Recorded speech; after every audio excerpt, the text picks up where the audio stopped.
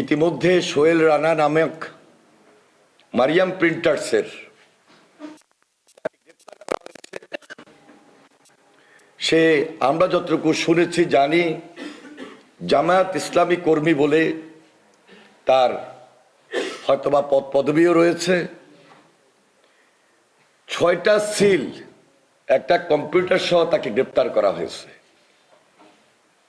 এবং এই 6টা সিল যে বানিয়েছে, যারা বানিয়েছে নিশ্চয়ই এর পিছনে অনেক কলকবজা রয়েছে এবং একটা ইলেকশন ইঞ্জিনিয়ারিং এর হিসাব নিকাশ রয়েছে। কিভাবে এই 6টা সিল বানানো হলো এবং এর বাহিরে আরো যে অনেক জায়গায় সিল বানানো হয় নাই,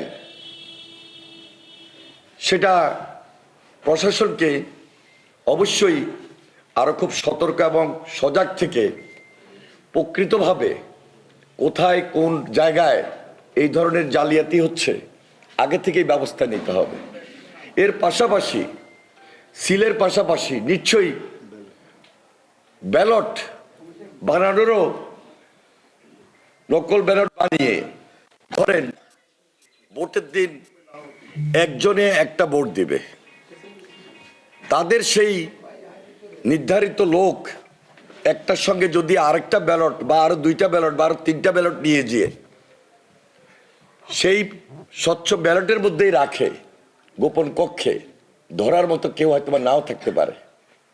এজন্য আগে থেকে আমাদেরকে খুব সজাগ এবং সতর্ক থাকতে হবে। বিদায় আমরা আজকে এই প্রেস কনফারেন্স করেছি, এই সংবাদ সম্মেলন আয়োজন করেছি। প্রকৃত তথ্যটা আমার চেয়ে বেশি আপনারা ভালোভাবে প্রচার এবং প্রকাশ করতে পারবেন। যেহেতু প্রশাসন তাদেরকে গ্রেপ্তার করেছে, এর পিছনে কার ইন্ধন, কোন প্রার্থীর ইন্ধন, কোন নেতার ইন্ধন, কিভাবে এই 6টা সিল বানানো হলো, এটা খুঁজে বের করতে হবে এবং দৃষ্টান্তমূলক শাস্তির ব্যবস্থা করতে হবে। তাছাড়া প্রত্যেক কেন্দ্রে কেন্দ্রে জাল ভোট যেন না হইতে পারে, প্রত্যেক কেন্দ্রে যেন এই ধরনের জালিয়াতি না হইতে পারে, এর ব্যবস্থা গ্রহণ করতে হবে এবং সরকারকেই, নির্বাচন কমিশনকেই এই উদ্যোগ গ্রহণ করতে হবে, প্রশাসনকে উদ্যোগ নিতে হবে। কারণ তারা আজকে বাংলাদেশের কিছু সিলেক্টেড জায়গায়, আমির সাহেব আজকে যে বক্তব্য দিয়েছেন, যেটা পুরা জাতিকে হতাশ করেছে,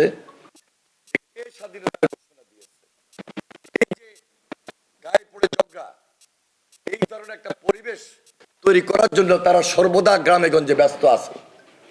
আমাদের অনেক জায়গায়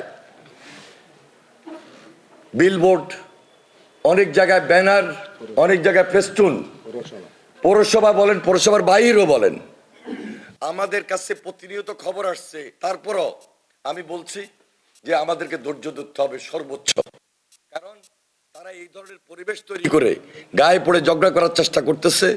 এই ব্যাপারে আমরা সর্বদা সজাগ থাকবো, সতর্ক থাকবো। আর বিশেষভাবে আমাদের আবারও বলি যে জাতীয়ভাবে আমাদের কেন্দ্রীয় লেভেলে আমাদের নেতৃবৃন্দ সহকারে আমরা এই রিটার্নিং অফিসার এবং নির্বাচন কমিশনের আমরা এই ব্যাপারটি লিখিতভাবে জানাবো। জানার পর ওনারা প্রয়োজনীয় পদক্ষেপ গ্রহণ করবেন, এটা আমার বিশ্বাস। কারণ 12 তারিখের আগে আজকে 2 তারিখ, এখনো সময় আছে। সারা বাংলাদেশে এইভাবে পাহারা দিয়ে বাইর করতে হবে কোথায় সিল, কোথায় ব্যালট, কারা করতেছে, কিভাবে করতেছে, এটা যোগসূত্র কি, এবং যোগসূত্র খুঁজলে একই জায়গা পাওয়া যাবে লক্ষ্মীপুরে যেভাবে পাওয়া গিয়েছে।